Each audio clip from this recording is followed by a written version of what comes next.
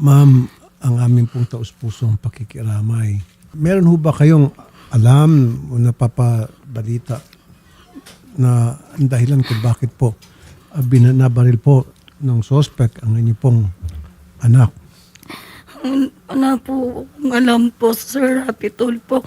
Wala po akong alam na motibo para patayin po nila yung anak ko po. Nagulat po ako, nasa loob po ako ng bahay.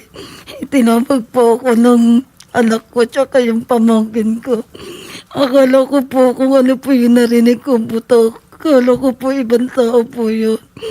Tapos paglabas ko po, hindi ko na po nadatnan yung anak ko po. Dinala po na nila sa ospital.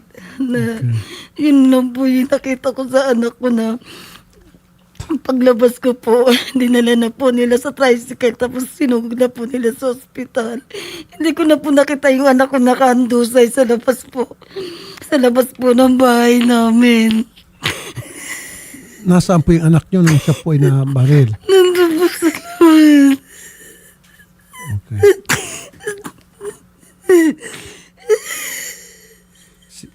Ayan yung suspect, oh. Nagpalit ng t-shirt. Apo, hinubad lang itong itim niya na t-shirt, sir. Okay. Kapang ilalim po. Sige. Magandang hapon po, Captain Alvin Bagay. Sir, kukuha kami ng Apo, sir. update dito sa kaso sa pagkapaslang kay Mr. Ralph Daniel Hernandez Biray. Ano pong Apo latest? sir, ang update po natin sir, yung pamilya po nag-affidavit of desistance sa court. Inatras nila yung kaso sir. Pamilya ng biktima? Yung kaso. Opo, yung Opo. pinsan buo ko po. Pero bago niyan, Captain, meron ho ba tayong suspect? Ang suspect po na nahuli po dyan sir is yung pinsan din po niya. Pinsan Isa nitong sa suspect. victim. Opo. Okay. Apo, sir. Apo. So ngayon, yung kaso pinsan, na victim. isampa sa Isa korte. sa suspect po yung pinsan po niya sir. Okay. Isa sa Tapos suspect. ngayon, issue ng desistance Apo. ang pamilya ng biktima. Kasama po doon ay Apo. itong mother mismo. Apo sir. Yun po yung pinal nila sa court kaya na-dismiss po yung kaso doon sa suspect po sir. Ano na po motibo, sir? Bakit itong si suspect binaril niya itong si Ralph? According sa investigation namin sir, drug-related po yan sir. Opo sir, drug-related po yan. According doon sa CCTV sir, na binunon namin, extensive review how many times ng mga investigador ko sir. Pinalabas nung suspect yung biktima sir. Pagkalabas, pinagtanungan pa yung suspect, tas kabinera ng mga gunner sir. Okay, pag sinabi niyo may kinalaman sa drug o drug-related, paki-expound pa po further. What does it mean? Pag nung sinabi niyo drug-related, so ibig sabihin, meron transaksyon itong victim at saka itong suspect. Opo sir, ganun po ang lumalabas sa investigasyon namin sir. Magpipinsan po yan sir. Magkakamag-anak, isang compound lang po yan sir. So magpipinsan sila at pareho silang tatransact ng droga. Is that what you mean? Yeah, ganun po ang lumalabas sa investigasyon. At umamin po yung suspect at yung pamilya po ng biktima sir na drug related kaya atras nila yung kaso daw. Yun ang last word ng pamilya sa amin at that time na nag-iimbestiga kami sir. Ayun. Ma'am, Pero sa court na nila final yung affidavit of desistance nila kasi na-inquest namin yan sir eh. okay. So ma'am, nag-file ka ng affidavit of desistance. Ba't pa kayo pumunta rito? Kasi po, Sir Rapi, yung pinagbintangan po nila, yung pinsan ko pumuo. Bali, Sir Rapi, siya lang po yung napagbintangan po. So, so yung nakasombrero hindi yung pinsan yon. Hindi yon. Hindi po, Sir. Po, yan po yung gunman, pero yung pinsan po na sinasabi, iba pa po yun, sir. Pero ang sinampa ng kaso, hindi yan. Hindi po. Kaya nila winidraw. Opo. Oh, okay. Gets ko na. Captain, Opo, sir. unang-una, I just want to make it clear to everybody, sobrang galit po ako sa droga. Ano po? Illegal na Opo droga, sir, so opo. to speak. Opo sir. Pero ang gusto ko, yung lalabas yung totoo. Through Opo, sir. justice, okay? Huwag Opo. tayong magkaso ng mga fall guy. Sa CCTV, sa Opo. video, Opo. screenshot, may kita ang isang lalaki na may hawak na barel. Opo sir. Yan po yung gunman sir. Exactly. Stop right there, ha? Okay. Opo. Yun yung gunman na nagpalit pa nga ng t-shirt. So kung yan ang gunman, bakit identified ba kung sino yung gunman na yan? Hindi pa po sir. Hindi pa po. Hindi pa, okay. Pero yan dapat ang alamin nyo kung sino yan at yan dapat ang kakasuhan nyo kasi yun ang nag-pull ng trigger. Opo, Yun yung sir. namaril. So, kung yun ang namaril, alam ninyo kung sino siya at yun dapat ang kasuhan nyo at hindi itong nandito kayo sa amin na pinailan niyo ng kaso sa piskalya kaya nga itong nanay ng biktima nag-file ng desistance dahil hindi naman talaga siya namaril. Tama nga naman, magpa-file siya ng desistance because itong si John Luis Mana na sinampahan nyo, he is not the gunman and he wasn't the guy who pulled the trigger. Sir, pwede ako magpaliwanag po, sir. Sige po. Yung gunman po, sir, base sa investigasyon po namin, sir, itong si suspect yung pinailan namin ng kaso, sir.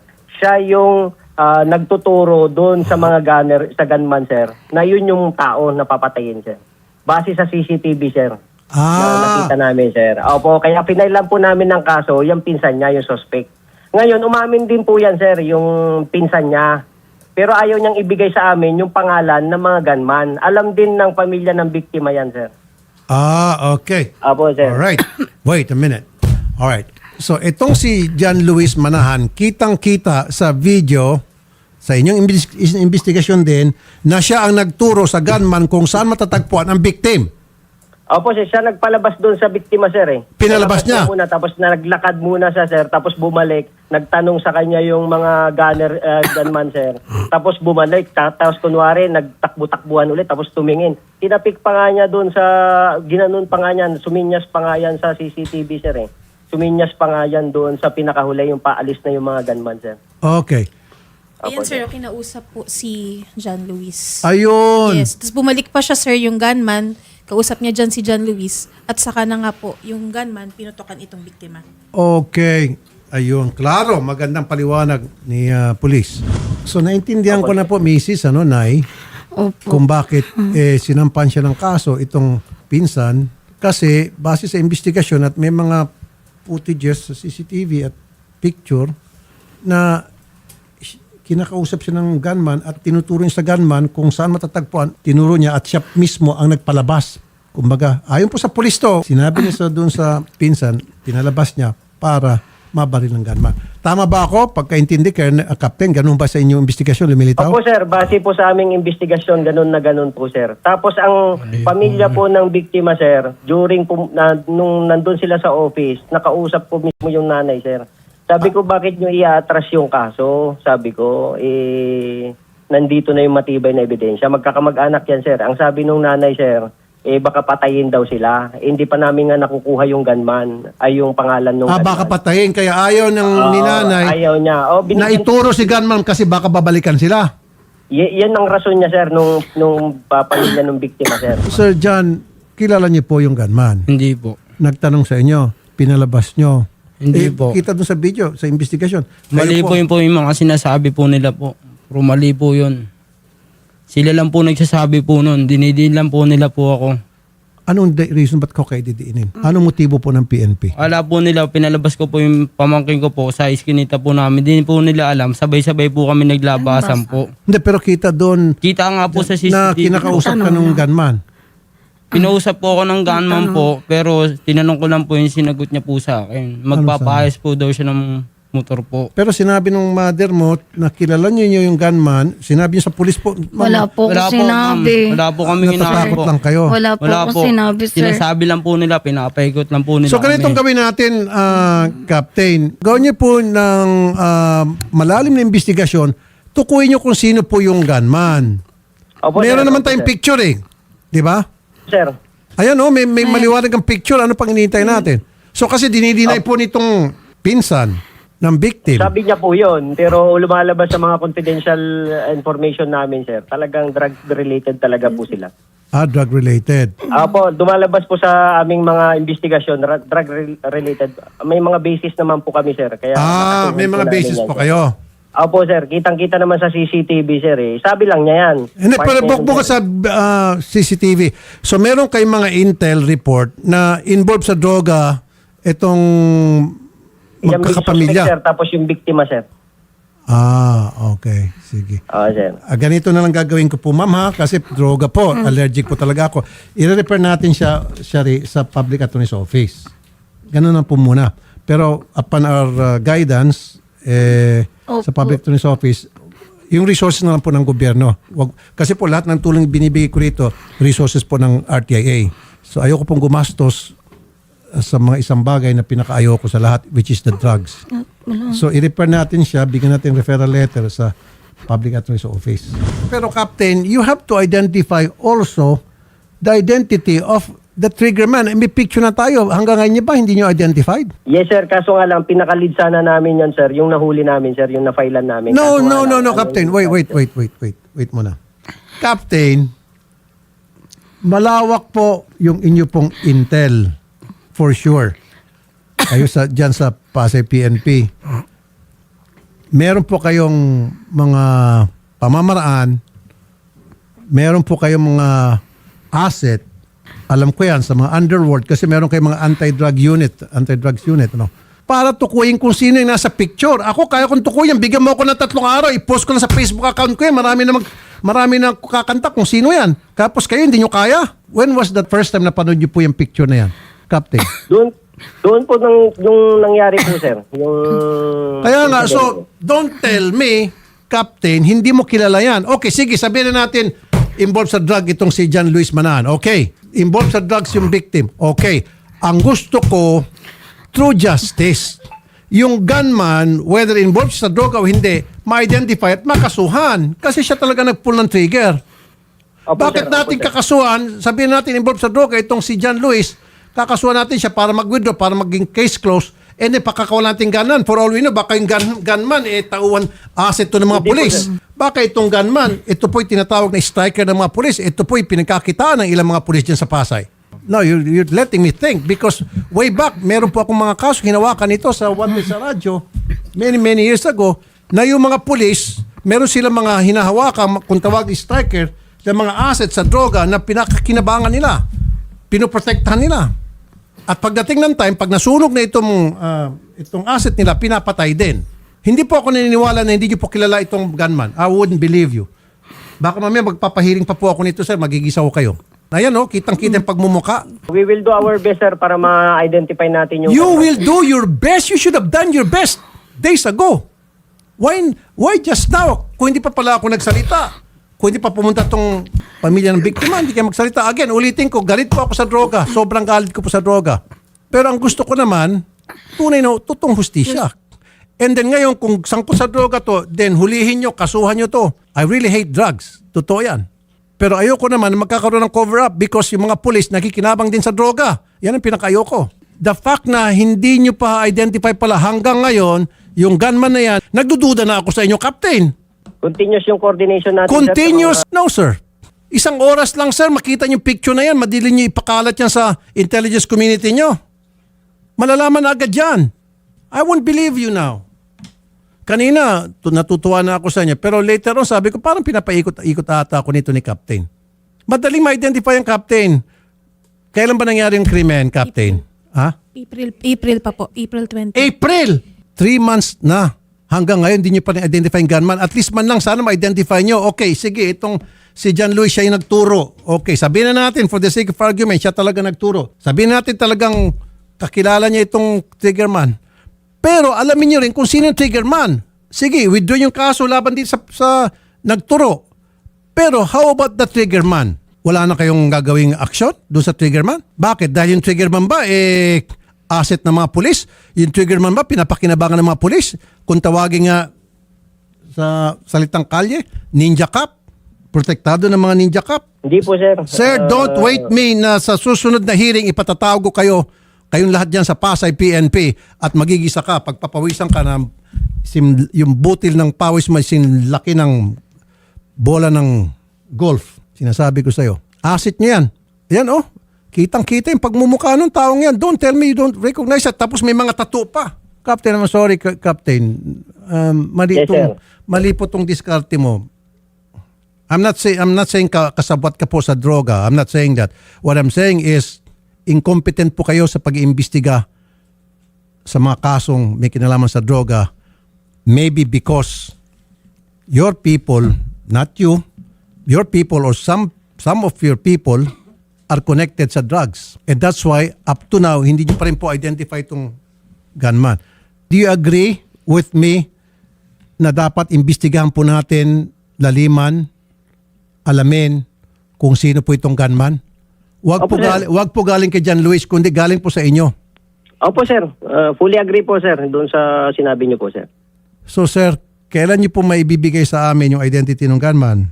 Baka mamaya sir, Mag-coordinate po ako sa mga counterpart natin, sir. Nagawa na pa naman, ipa-follow up ko na lang po, sir. baka mamaya sir, ayoko sir mababalitaan na ito ay yung pala inuutos-utosan magwalis-walis dyan, magigib ng tubig sa munisipyo o nakamotor ito at inuutosan bumili ng sigarilyo, bumili ng alak, di ba? Hindi kita inabsuelto, John Luis ha. Kung ikaw ay pasok sa droga, magbago ka. Baka isang araw bulagta ka. Marami mga mainit sa droga hanggang ngayon, mga vigilante group. Kabata-bata mo magbago ka. Anong trabaho mo? Anong nag-aaral ka? Helper. Well, binibintangan ka na ikaw pasok sa droga. Magpakabait ka, iho. Ako. Attorney Garrett, mag-file ka ng resolution in aid of legislation itong kaso pinag-uusapan namin. Okay po, Senator, no, regarding po to dun sa maling pag-aaresto, maling pagkakaso against dito sa isang John Luis Manahan po, Senator. Yes. Yung gunman, 3 months ago Yes, pa, po. lantad yung picture. Ayaw nila i-identify. Gusto nila manggagaling sa bibig nitong si John Luis. Na si John Luis, pinsan ng victim. Kaya ang nangyari, nag-file ng desistance itong nanay ng victim. Kasi nga naman, hindi naman siya ang gunman. So, wala siyang choice Yes, po. itong nanay kung mag-file ng desistance. Ngayon, naging case closed ng di oras. Buksan natin yung kaso. Opo, Senator, dito naman po, no, ang dismissal lang po refers to the case against John Luis Manahan. This does not actually affect the case against the original and the true criminal po, Senator. Kung babasahin po natin yung decision and in all criminal cases, ang dismissal po is tinatawag nating personal po yan. Laban lang po ang desistance dito sa taong kinasuhan, hindi po doon sa kaso itself. So, maaari pa rin po, if they come up with the correct information, makasuhan nila yung totoong criminal dito. At alam naman natin, ilang beses na tayo nag-investigate sa Senate na may mga Opo. pulis talaga involved sa droga. Meron pa mga video, kuha tayo, CCTV, na yung mga pulis nag-unload ng mga droga sa mga sakyan sa galing sa Yun nga opisina po, nila. Senator, no? That's an actual fact po that we have proven in our committee hearings na may involvement nga po ng ilang miyembro ng ating kapulisan sa mga drug syndicate. And maybe this dismissal, itong case na to, was started para pumatakpan yung original po or yung totoong kaso. Correct. Para sa akin, mukhang merong involvement dito ang ilang mga pulis. At itong triggerman, ito ay protektado ng mga pulis o alaga ng mga pulis kung tawagan na striker. Yes po, Senator. Ito yung kanilang asset sa loob ng drug syndicate kung meron man po. So next week, right after ng SONA, mag-file tayo ng resolution in aid of legislation para may hearing to?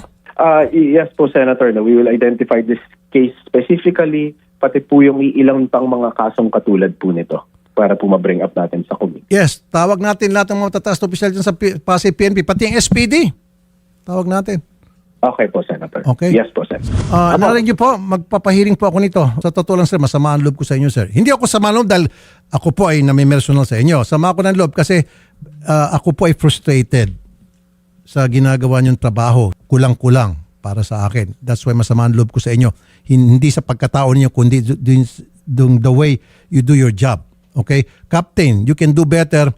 Gusto ko po next week, bigyan niyo po sa amin yung identity ng suspect na yan. Dahil kapag hindi sir, pinost ko sa Facebook ko, tapos nakakuha kami ng sa messages at comments na identify yan, mas mapapahiya ka. Copy po, sir. I will do my best, sir. No, do your best sir. You can sir. You can. I hope, sir. Thank you very much, sir. Mas masakit sir kung isasabihin ko yung pangalan sa hearing. Mapapahiya kayo sir. Ako mismo lang na isang broadcaster o senador nakuha ko on my own. Wala pa ako Intel funds dyan. Kayo meron sa PNP. Okay sir? Copy po, sir. Thank you very much, sir. Salamat po, Captain Bagay. Salamat po. Magandang hapon po. Again, kung ano man po yung ano ng anak nyo, maaaring totoong sinasabi ni Captain, maaaring hindi, maaaring kakaroon ng drug war. Okay? Pero ang gusto ko, kung sino yung triggerman at yung involvement ng mga police. May involvement dito. May police involvement factor dito. Kung akong tatanungin. Sige po, salamat po sa pagpunta. Alamin po namin kung sino po yung trigger man. Salamat, Salamat po, po. Sir Rapi Tulfo. Jan Luis, medyo pakabait ka na. Salamat po. Kasi merong aligasyon na ikaw ay pasok sa droga. Nako, ayos-ayos mo ng buhay mo. Sa kanay, pag sabihan mo yung mga pamilya mo, kamag-anak. Silang po Wala nagdidim po sir. sa akin. Hindi na po nila itong pamangkin. Sa kanya, Pinsan silang ko, po sir. nagdidim po sa akin. Totoo dun lang po, sir. Kaya po ako talaga Mga polis po, binagbabantaan po nila ako. Pinagbabantaan po. Huwag lang po daw ako lalabas sa mga Pero hindi naman po ako nangiinom. Pero hindi po naman po ako pati sa sarili ko. Okay. Sa mga So, kung ako sinasabi sa'yo, nila. medyo huwag ka nang gagala-gala. Kaya nagtatrabaho siguro po dyan. ako. Ha? Diretso lang po ako sa pagtatrabaho ko po. Okay, trabaho ka lang para hindi lalong iinit yung mata ng mga pulis sa'yo. And then sa hearing, next week, 2 weeks, papatawag tayo ng hearing. Salamat po. Lalabas yung katotohanan, okay? Opo. Salamat po. Pag-usapan natin na offer kung paano po kami makatulong, paano rin kayo makatulong Opo. sa pag-iimbestiga ng Senado, okay? Magtulungan po tayo. Opo. Salamat po, ma'am. Salamat Salamat po. po, sir.